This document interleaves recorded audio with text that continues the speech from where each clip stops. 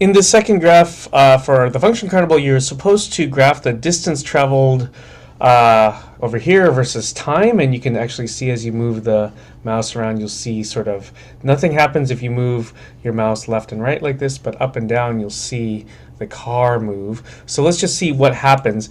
Actually, I thought this was a little confusing, but this green car right here is actually moving at a constant speed until the car gets into an accident. Now, if you move ahead, now you can draw whatever graph you want here, but if you move ahead, you were supposed to take a look at some other hypothetical student's graph right here. And so look what happens. This dips down and then kind of crosses back. Actually, I think what happened with this hypothetical student was that this person was thinking of really sort of just drawing the sort of path that the car made along here. So actually, that's all I'll do. Let me just draw.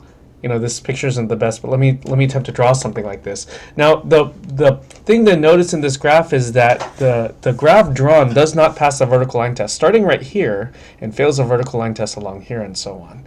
So as you play this video, notice that something very interesting is going to happen right at this moment in time. So let me just play this video, and look at the green car, or sorry, the blue car, right? And look, now there's two of them. Okay, so if you pay close attention to this time as this moves along right to right here, right at this moment where the vertical line test fails, that's when you'll start to see two blue cars. So pay attention, take a look at the blue car. I'll play this again. You'll see the blue car moving backwards, and then at this moment, boom, there's two blue cars. So let me pause. What's going on at this moment in time right here? There's a blue car right here that has traveled this certain distance, okay?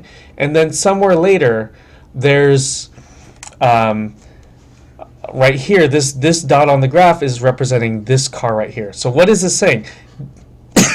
Excuse me, this is saying that at one moment in time, there's actually two different cars that are in two different locations, and that doesn't really make sense for one car to be in two locations.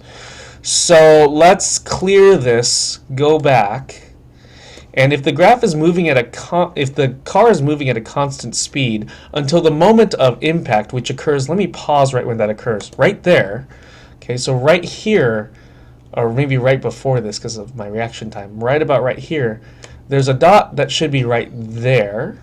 Okay, and then what we really should do, I'll use this straight line tool, starting from right here, we should have a graph that does something like this. Okay, so let me rewind this thing back here. And now the blue car and the green car are so much right on top. Okay, maybe just a little bit off right there. Close enough. And right at that moment of impact, actually what you'll notice in my graph, at least with what's drawn so far, is once the blue car crashes, it goes away. And that's because there's no piece of the graph over here. But what actually happened is, starting from this point onward in time, the car is just stuck in place because of the crash, and so does not travel any further distance, and that should be represented by drawing something like this. Okay, so this isn't perfect. You can see a little sort of crease right there, but now, right after the crash, the blue car doesn't disappear. But what this level piece is saying now is that as time moves forward, the car does not change distance, meaning that the car is still just stuck in the same location.